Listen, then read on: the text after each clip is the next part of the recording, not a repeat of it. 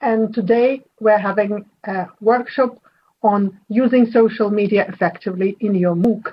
I welcome, first of all, our presenters, Eleonora Panter and Celia Reynolds. Welcome and a word of thanks to the supporting group making this webinar possible, and of course a warm welcome to all the participants. Olga Firsova, I will only moderate the session. The program is as follows. We'll start with a very short introduction, then each of the presenters will have around 20 minutes to give a talk, and there will be plenty of time for questions. Your questions are very welcome in the chat. EMMA is a two-year project, European project, in which a lot of new MOOCs, European MOOCs, are being developed by different European countries, and they all are delivered in EMMA platform and can be followed freely by participants from different countries and on different topics. There are quite a number of new MOOCs which were launched recently or will be launched in a very short time. Everyone is welcome to come and explore the MOOCs, explore the offer, and get to know this project as well. The most recent offer on EMMA, and you will find it if you log into europeanmoocs.eu, is a call to action. You can we have an offer to run a MOOC on EMMA for free. So for those interested, take a look at the offer, and probably we'll see you on EMMA.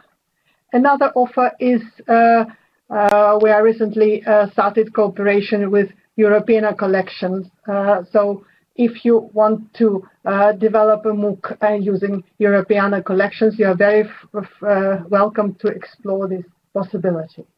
So there's a few announcements. I'll repeat them at the end of the webinar, but the most important thing is that we are proceeding to our sessions. The first speaker today is Eleonora Panter, working at CSP, a research organization, an Italian research organization.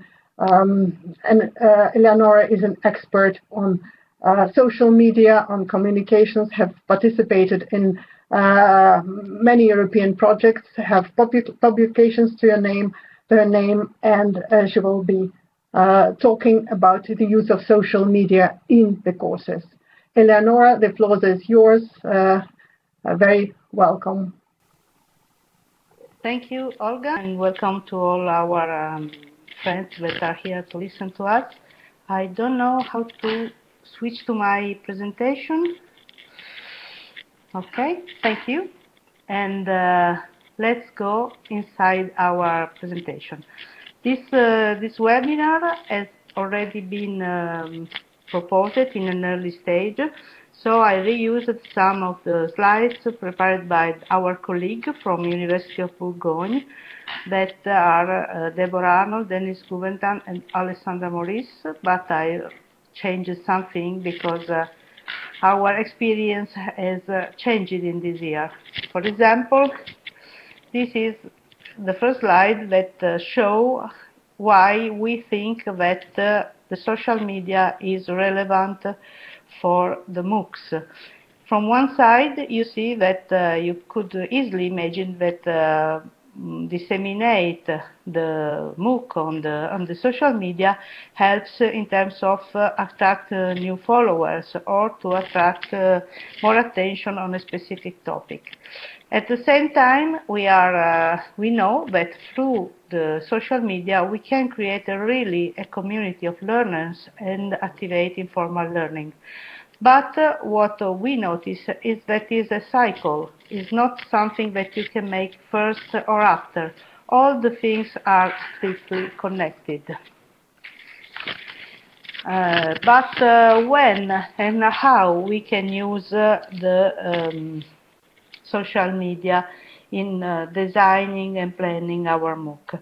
In this slide, you can see the structure read from George Siemens, that is from Athabasca University. It is one of the big father of the idea of MOOCs, that he used this schema in order to set up 9 steps. He said, first you have to find a topic and an audience. Then you have to find someone that help you in teaching. Then you have to plan in the content, define a space of interaction, and then decide what kind of interaction you would use, synchronous or live. Then you have to plan your continued presence. Imagine some activities for learners, and then promote and share your MOOCs, and then iterate this process. So if we imagine in which area we could put the social media, all the parts that are connected to the activities of interaction and promoting are in some way related to the use of social media. And this is also illustrated in these slides that try to schematize in which kind of activity the social media could fit.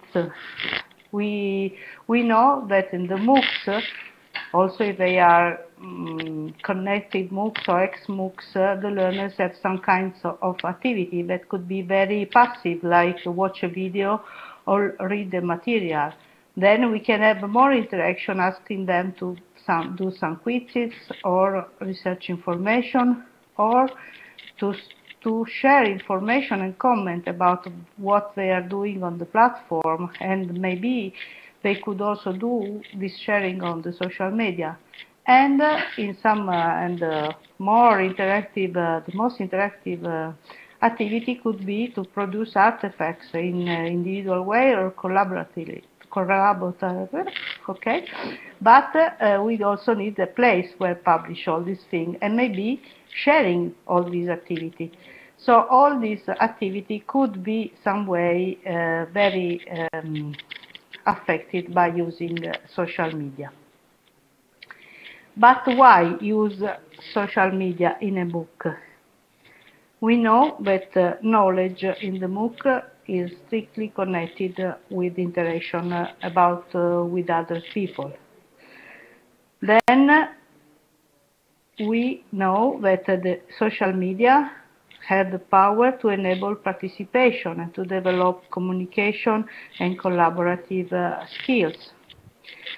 Then we could also focus on personalization and collective intelligence, and also to learn to using hashtag, curation tools, and filter knowledge and aggregate could be a kind of extra skills that the students can acquire following a MOOC.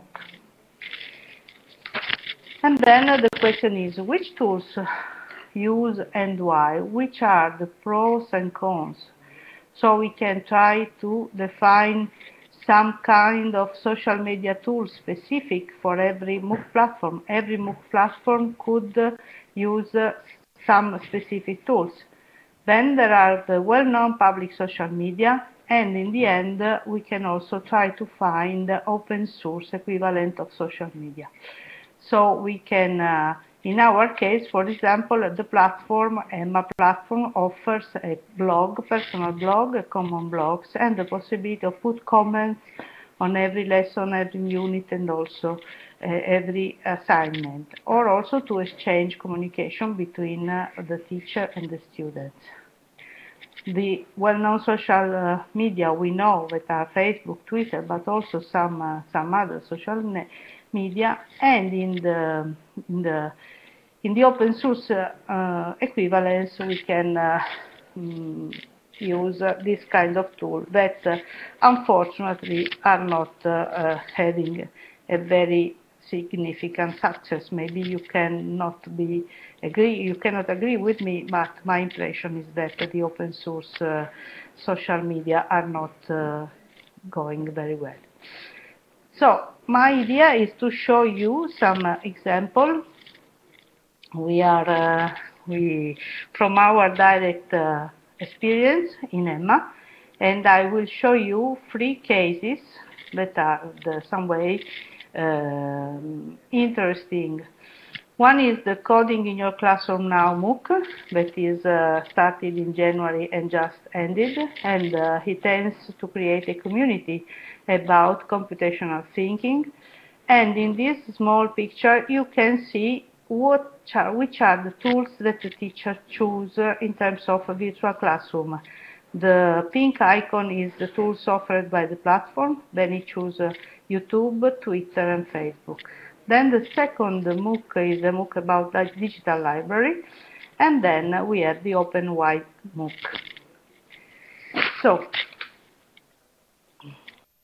the Coding in Your Classroom Now, it was a very surprising MOOC because it started in the end of January. It lasts about 13 weeks. It just finished 2 weeks ago, and this was conducted by Professor Alessandro Bogliolo. Professor Alessandro Bogliolo is from University of Urbino. He is the European Code Week ambassador and also ambassador for eSkill project in Italy. He is a professor of computer science, and the first peculiarity is that he managed all the courses alone. Almost what he said to me.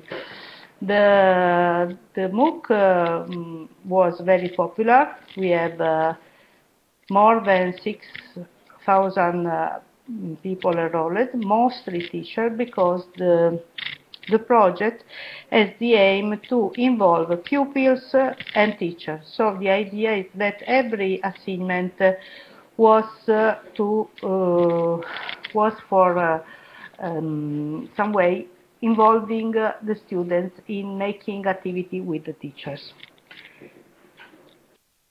The professor used the social tools available from the platform, so you can see many comments to these social MOOCs in which there are questions about the platform features, or also some kind of question related to the content, to the assignment, and also the personal blog from some students that they make a very nice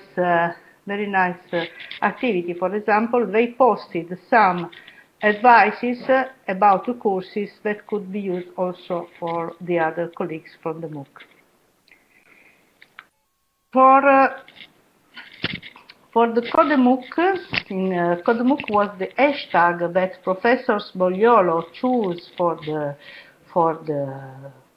MOOC, and it is really very important to find a hashtag. As you know, the hashtag is the only, I can say, way of connecting all the activity in the different social media.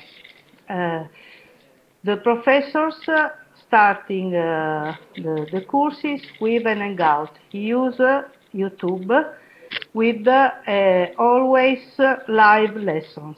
There is also only one video to introduce was used by the the first video was recorded and put on the platform, and if you go on YouTube, you see that this video has more than 20,000 views, and then every unit, every video was every lessons was a live video on Hangout. Then the Facebook group is very important because it was another place where it has a strong community identity was built through the Facebook group. The assignments were announced. Many professors asked for comment, and many idea arises from the interaction between the professor and the students. And then the CodeMOOC was used as a hashtag in the Twitter, and you can see also on Twitter how many people use this kind of hashtag. I don't put in this slide all the activity that the professor organized offline and online, like lessons in the theater in in many Italian cities. He also organizes many live events in correspondence of some events like the week of STEM or the Code Week or some other events. Professor was very happy to build to build the community, and if you look at the comments, you can see that the goal to create a community was really fulfilled. The second example is from another MOOC that is about digital library in principle and in practice. It was a very short MOOC. It was in the month of April and May. It lasted 4 weeks, and it was chaired by Professor Anna Maria Tamaro from the University of Parma. The idea is that the digital library is itself a community. So also in this case, the idea was to create a community around the MOOC. So this MOOC used the tools offered by Emma in terms of social blog and post.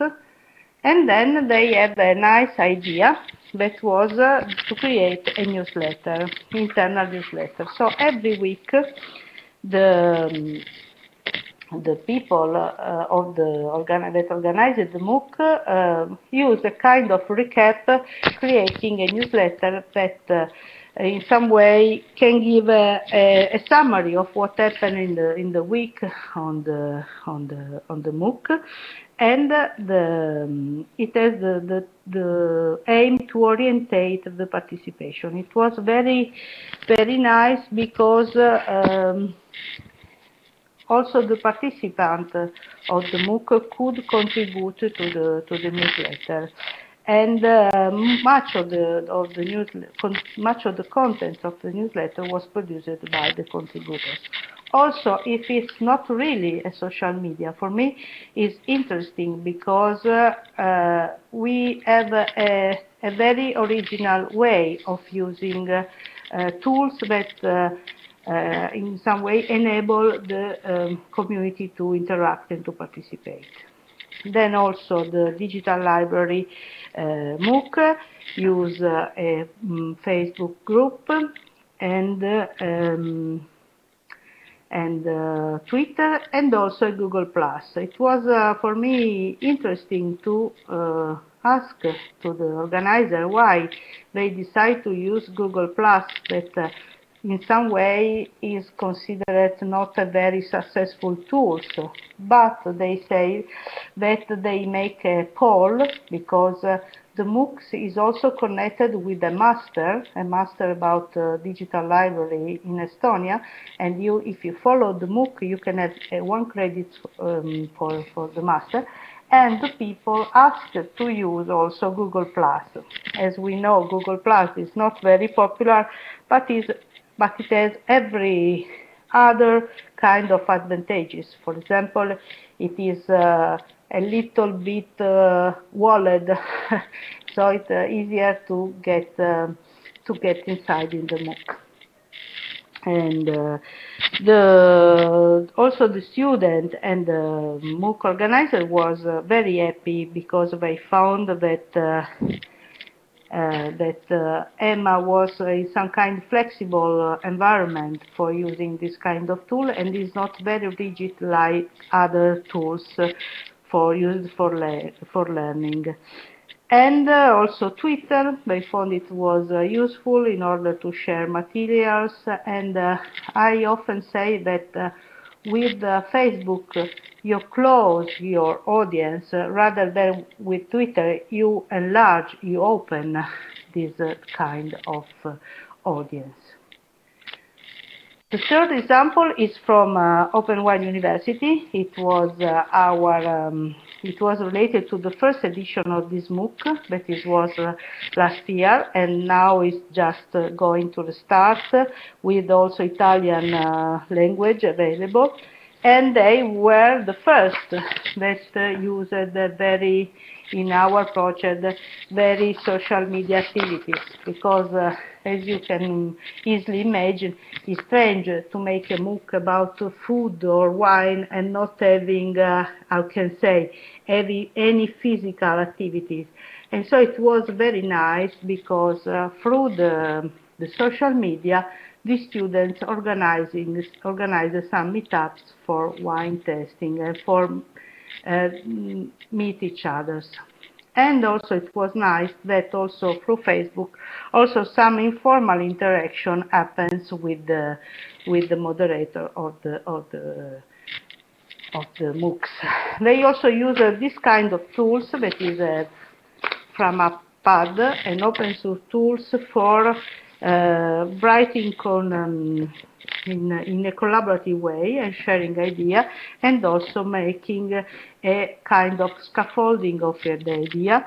And these live events create a sense of community, and we can say that it's really true. Live events like Hangout really create a sense of community, because, as you know, the most problematic aspect of MOOC is to feel himself abandoned.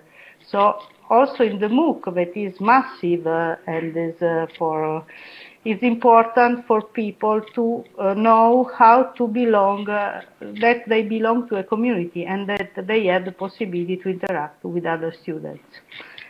This is a recent research that was just published.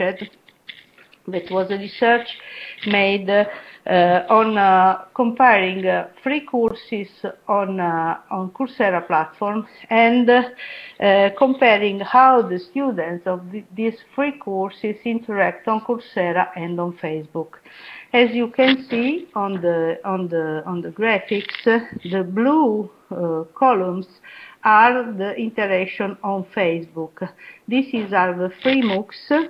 And these are the comments for every post, and this is the likes. And the interesting part of this research is also that, as you see, this is the natural trend of a MOOCs.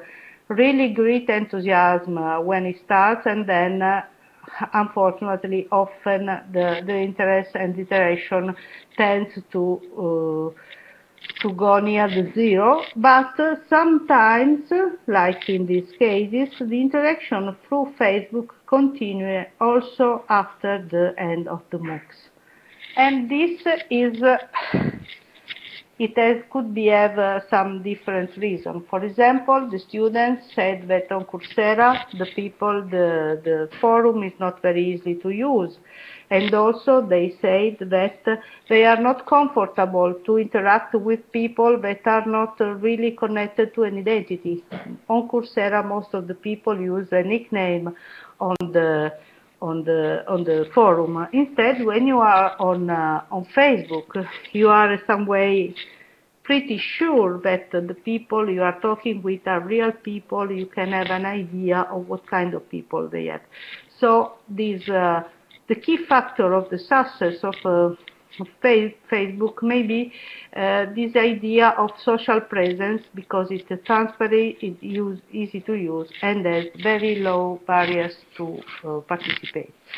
This is important for us in order to understand the real importance of engaging and of using Facebook in this kind, or tools like Facebook in the future that give the same, I don't know, facility in order to make some kind of successful learning MOOC.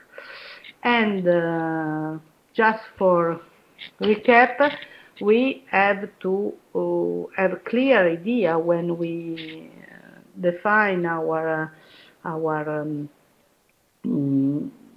activity on social. So we have to have clear what are the objectives we are planning to use the social media we are using for this kind of activity.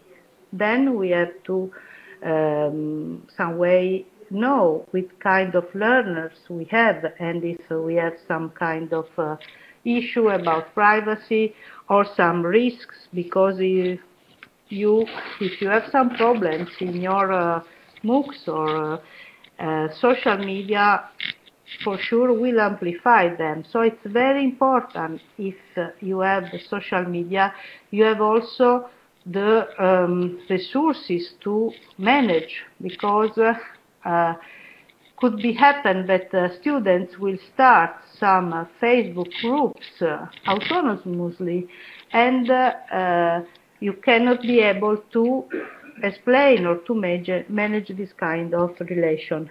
And then you also have to be sure that the teachers are at ease with social media, because otherwise it couldn't work.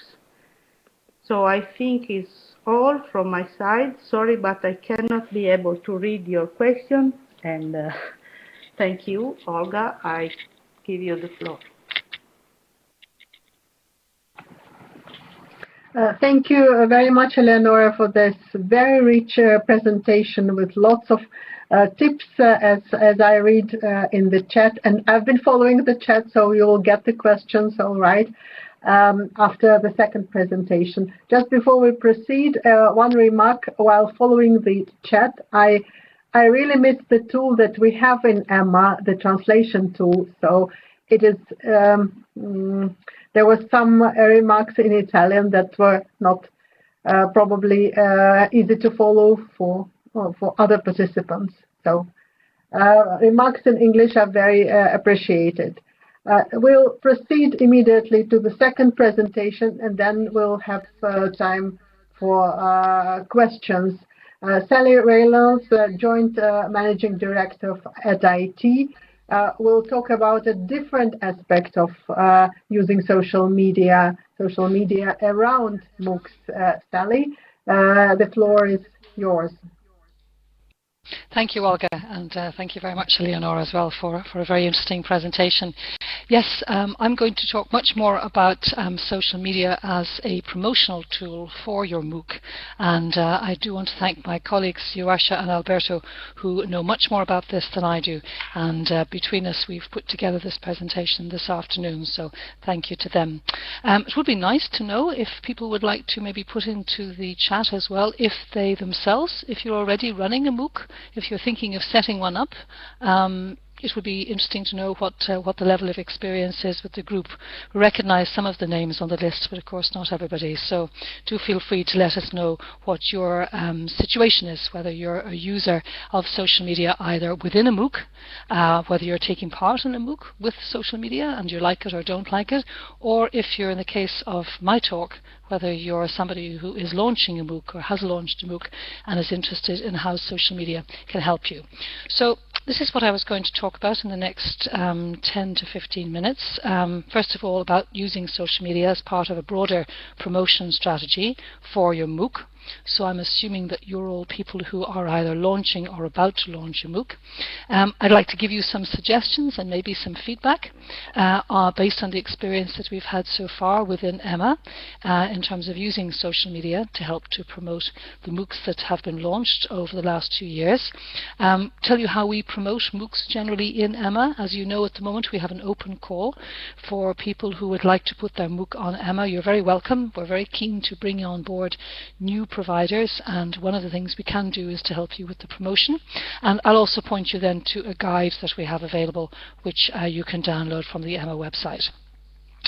So just in terms of general promotion, and I suspect that this is fairly familiar to everybody taking part this afternoon, but very often people set off to launch a MOOC within their own institution or within their own organisation, and are not quite sure. Maybe they're very good on the topic of the MOOC, or they're very good on online learning, but maybe promotion and marketing is something that they haven't had that much experience of, which is why I'm putting together a couple of general tips here for you.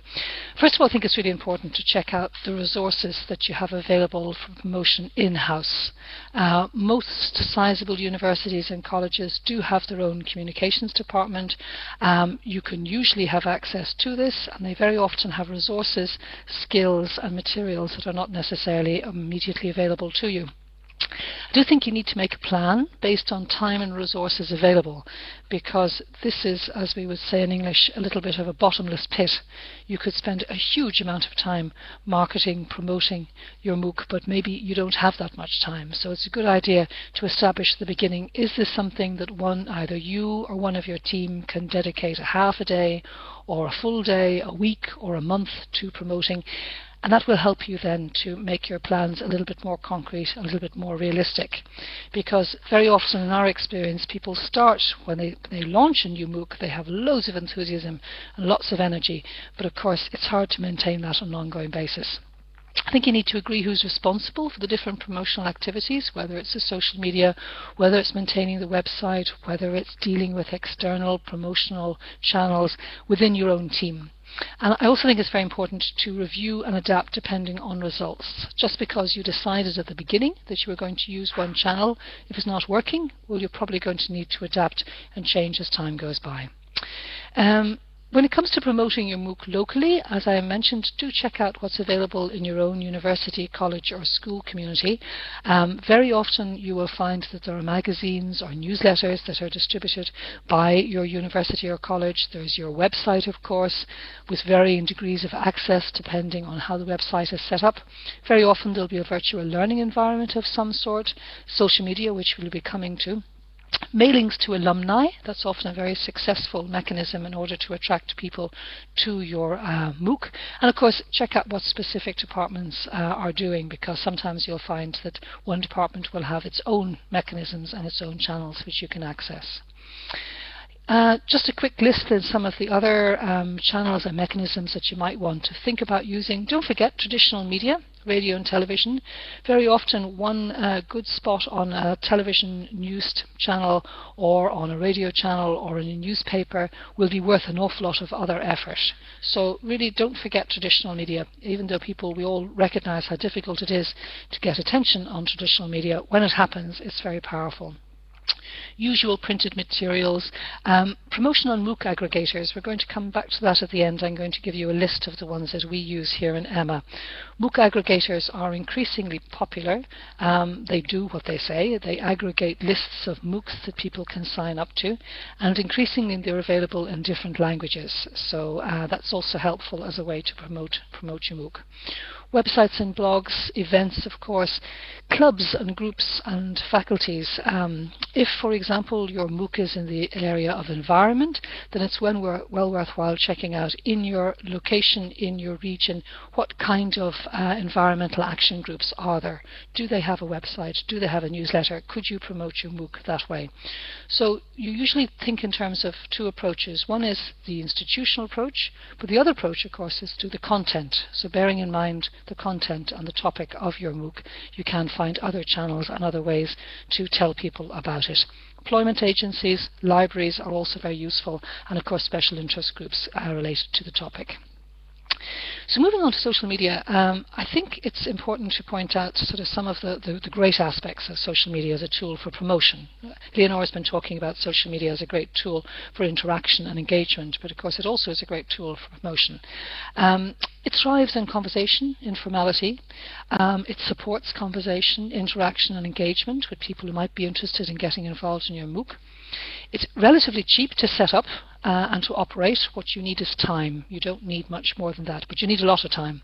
But you don't need to be going out and buying expensive equipment or expensive software. It has a very wide reach and significant potential impact, and you only have to see what happens when something goes viral, as happened with our coding MOOC, and the impact that this can have, because you really start to see the value then of social media. It's also great for generating statistics. You can also get a very good feel for how well your MOOC is actually shaping up in terms of the people who are taking part or are interested in taking part through social media statistics. But then, of course, there's always a bit of the less good news. It does require a high degree of personal ownership and commitment, and has a huge, a voracious appetite for content. So when we talk about frequency of posting, if you're not going to be able to post on Twitter at least once a day, it's probably you would need to reconsider whether you're going to use a Twitter channel or not. So the level of activity needs to be very high. We would also argue as well that you need skill to use social media effectively. We're all users, we all have our Facebook pages, and we're all using Twitter in different ways and different social media channels, but we would argue that it's a big step to go from that to using it really professionally. So try to identify somebody within your team who's really interested in this. There's lots and lots of resources and help yourself and do-it-yourself materials to make you more proficient in using social media, but there are lots of tricks, lots of ways to help you to use it better. It's hugely time consuming. I think that comes back to the voracious appetite for content, and getting attention, of course, can be very challenging. So getting started, a couple of notes on when you get started with social media as a way to promote your MOOC. These are the questions that we would suggest you should ask yourself. First of all, what's the added value? Are you going to get an added value in terms of promotion? Whatever about using social media in the MOOC, but is it going to help to get more people to register for your MOOC? You need to be fairly clear on that, whether you think there's a good chance of that or not. You need to investigate which channels. I'll come on to that in just a few minutes, but you don't have to have everything. Sometimes people do that, I think, as a bit of a mistake at the beginning, as they feel they have to operate every single social media channel that there is. You need to plan your launch, how far in advance. Through Emma, we've discovered that if we can know about a MOOC, know it's coming up at least a month to 2 months in advance, that helps enormously in being able to promote it. So that's also important in terms of how much of a lead-in time do you have, because that will affect your promotion and how you plan it. You need to consider how you'll keep up the momentum. Great start, super, but what about keeping up the momentum in terms of continuing to promote your MOOC on your social media channels? And also, who's the best people on your team to actually lead on this? We call these people social media activists. You can choose your own term, of course. And who will take personal ownership? Who's going to actually care and feel concerned and be responsible for the social media channels that you're using? A couple of pointers on the screen. Laura, I see voracious, yeah, huge amount. A voracious appetite is when you have a very, very big appetite. So I think social media is one of those really needs a lot of content. It's a hungry beast. You have to keep feeding it with lots of content. I hope that explains it, Laura. A couple of distinctions between communicating in traditional media and communicating in social media, and these are things that you're probably already aware of, but I think it's worth highlighting them, because the tone, of course, in traditional media can be quite formal, and the register that you use can be quite formal. However, in social media, of course, it's very informal and it's very direct. Identity. So traditional media tends to be much more general. So the person communicating the press release, for example, it comes from the institution, not necessarily the person, whereas in social media, the person needs to be identified. Frequency, less important for traditional media, very important for social media. And I'll leave you to read the rest of the slide yourself. Traditional media is to do with announcement, social media is to do with conversation. I think the final point is also worth highlighting, and that is that while in a traditional piece of media promoting a MOOC, we will accept promotional language. We will accept somebody telling us that this is the best MOOC and that it's got a star lineup and it's going to really have a very big impact. You need to be careful with using the same type of language in your social media communication. It's very often unwanted and quite often rejected. So it's much more to do with having a conversation, a two-way conversation. A couple of points on screen then about choosing for the different channels. If you go for Twitter, consider whether you want a separate identity for your MOOC, or whether you'd like to, in our case, use the Emma account. You need to, as we talked about, as I mentioned earlier with Twitter, you need a lot of activity going on, and you need consistent hashtags to generate traffic on your Twitter account. You can also research carefully for relevant lists which are available that will help you to find others who will perhaps be interested in the same hashtags and the same topics as you're interested in. For Facebook, of course, the main decision you make is whether you want to set up a group, a page, or an event. And there's lots of self-help videos and lots of information available about the difference of these different kind of experiences or different presences within Facebook. For YouTube, something that we notice is the importance of making sure that you have enough video in order to launch your channel. So it's sometimes worth holding off at the beginning until you have at least a significant amount, a sizable amount of video material that you can then put onto your channel on YouTube. Of course, we're talking there about using your own social media channels, but you can also, for promotional purposes, you can also use other people's social media channels linked to the topics or linked to your particular areas of interest. So that takes a certain amount of investigation and research. Remember to be generous. Make sure to share, retweet and invite. You build up a reputation fairly quickly in social media as being somebody who is willing to share, who is willing to retweet, and that in turn will help to build up the number of people interested in what it is that you're talking about. Use simple, informal, direct language when you're communicating in somebody else's channels, same as with your own, of course. And it's also a good opportunity to ask for feedback about your MOOC. Invite people from interested groups to take a look at what it is that you're doing. Don't just promote it to them, but say, come and have a look and let us know what you think. Who would make, how could we improve our MOOC? What kind of resources would be useful to tell people about? A couple of just short things. Check regularly to find out how people know about your MOOC. It's always surprising that people, when we do lots of things to promote what it is that we're doing, to launch the MOOC that we have starting, but we very rarely ask people how they found out about it. And it's the single best way of knowing which of your channels is the most effective. So try and do that either formally or informally as much as you can with your MOOC. Be careful with your metadata, with your content, so that you describe very clearly and very carefully when you're setting up your different channels what it is that the channel is actually about. And try and cross-post, build up good habits yourself, try and become somebody who communicates effectively using social media. If you do that in your own life and in your own activities, you'll find it much easier to do it then about your MOOC. I'm going to go through the next couple of slides fairly quickly because this is to do with what we do in Emma to support the MOOCs that are running on the Emma channel, on the Emma platform at the moment. We run seasonal campaigns, so we will normally run a campaign every 3 to 4 months where we launch the next batch of MOOCs. We promote all of the MOOCs in the existing Emma social media channels. We do carry out online promotion, of course, in various different ways, on websites and blogs. We design a leaflet for each MOOC so that people have already something that they can use. Very often our MOOC providers are creating them themselves, so sometimes we do this in collaboration. And we try as much as we possible to give some guidance and advice when people ask us for it.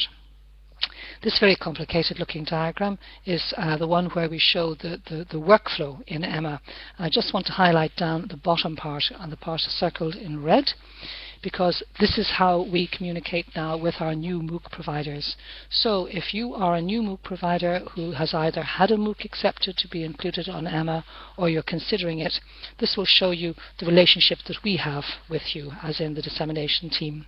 So that means we first of all get basic information from you. We then are in contact with your main academic, and that's when we provide them with information about using social media in the MOOC. We also try to have contact with a key promotion person in each of the MOOCs, and there we try to help them with using social media and other means to be able to promote the MOOC. We then create a catalogue so we can highlight the next batch of MOOCs that are going out in the next campaign. So that's a summary of what it is that we do. And we have 2 main guides that are available, and these are publicly available. I'll give you the link at the very end. One is on using social media in your MOOC, and the other is how to promote your MOOC using social media and other channels. We also regularly distribute newsletters about Emma aimed at various people, and in there we also promote different MOOCs, particularly new ones that have just started, or maybe if there's something significant that's just happened that is worth sharing. These newsletters go out to over 2,000 subscribers now, so they're quite a useful channel that we can also put to use if you would like to have your MOOC promoted in that way through Emma. This is the list of aggregators that we're using at the moment. So if you like, you can take, we're not going to put all those links into the chat at the bottom, but we can have the slides available afterwards so you can have a look yourself. And that'll tell you where you can find different ways to promote your MOOC through these aggregators, which can be very useful. And then just a summary slide of some of the other activities we do. We also do student mailings as well out to people who have already taken part in a MOOC in Emma to advertise new MOOCs that are coming up, because very often they're people who will be interested in the new batch of MOOCs that are available. This is the link that I mentioned earlier. This is the guide, so you can pick up the guide there, which goes into some of the things I've said in more detail and hopefully gives you an idea of different ways in which you can promote your MOOC. There's also a handy checklist at the end of the guide, which is a quick way of seeing have we done the various different actions that we could consider in order to be able to make people aware of our MOOC. But of course, we're always looking for new ideas, so if you have had a strategy or if you've been doing something that was very effective as a way to attract people to your MOOC, then let us know. We're very happy to share that with the wider community, and we'll update our guide accordingly. So that's more or less all I had to cover today. I'm not sure what questions there are in there, but I know Olga's been keeping a watch for both myself and for Eleonora. Thank you. Thank you very much, Sally. Great tips, as one of the participants said. So I only have to quote. Really very good information and tips, something that I would share, and I'm inviting others to share. There are some questions in the chat, and I'll just read a few, and I will see how many we can have answered. The first question was asked to Eleonora. Do you know if there are any tools to curate content within social media in MOOCs? I find hard to deal with so much information when there are many participants in a MOOC. Eleonora, do you have an answer to that? The problem to manage different contents was one of the first problems in CCK 8. I don't know if you know this great father of our MOOCs made from Siemens and Downs.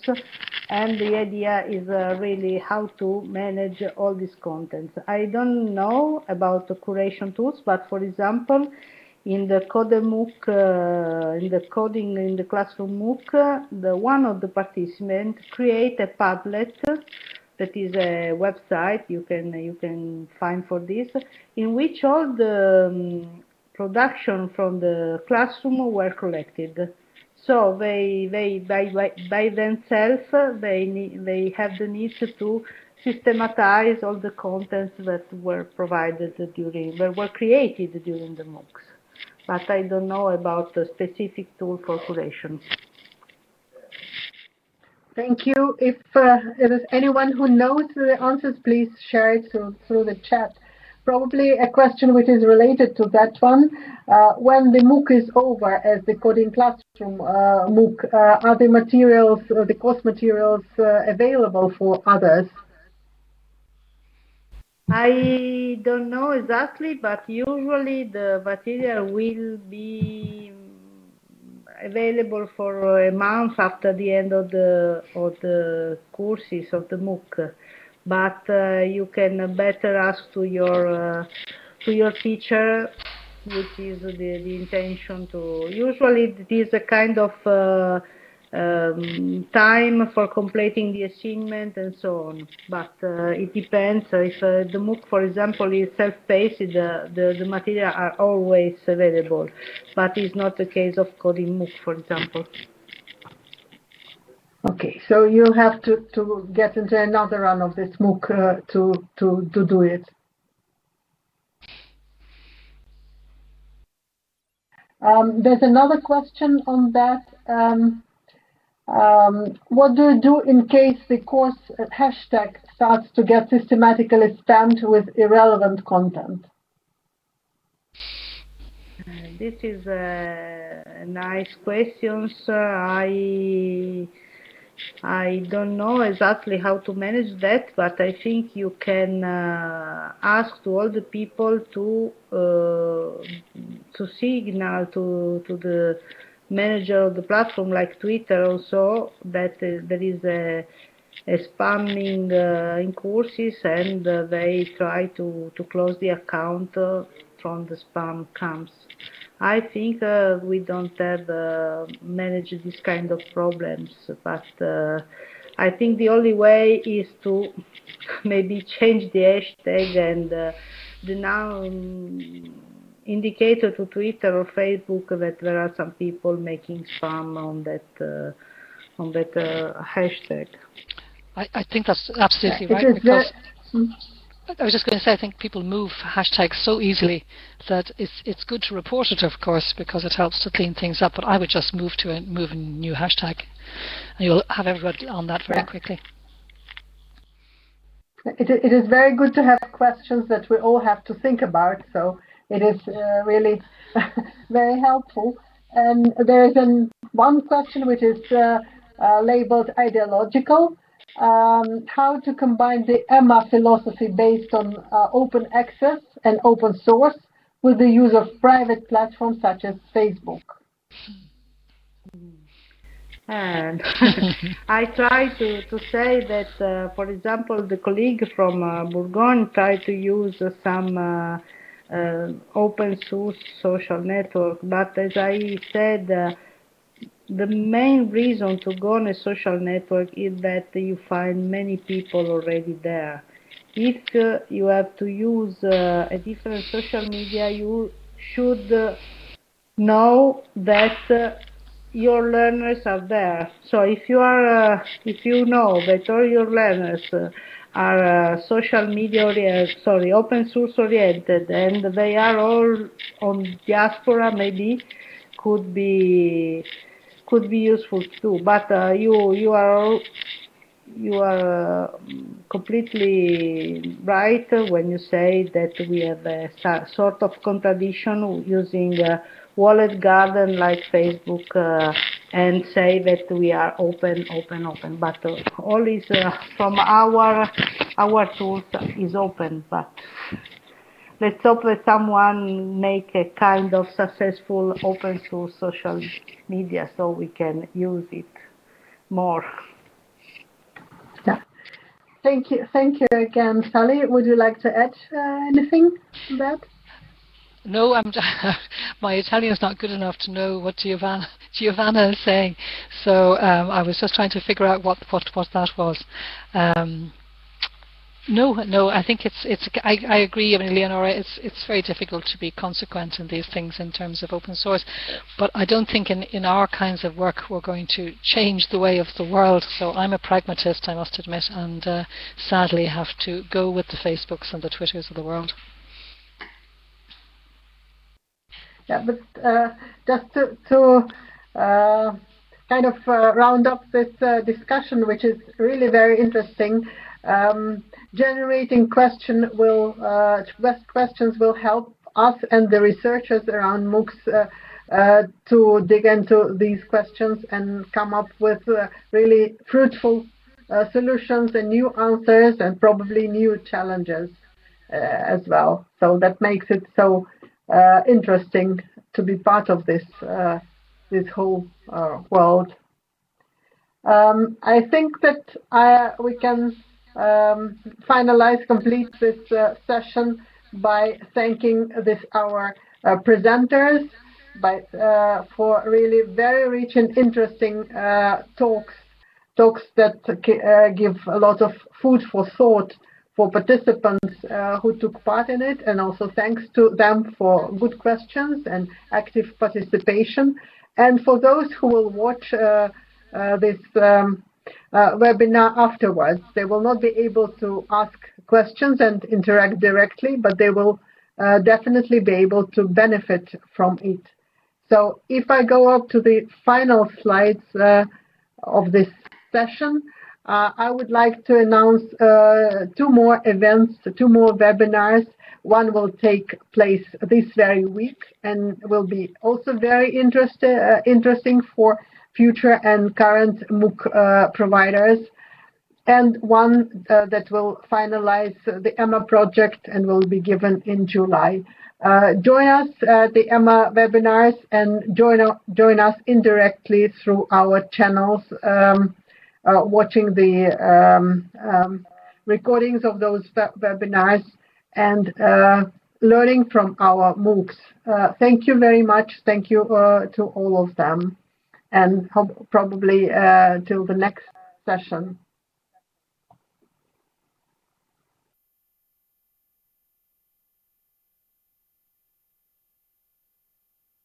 Thank you all. Bye-bye now. Bye-bye.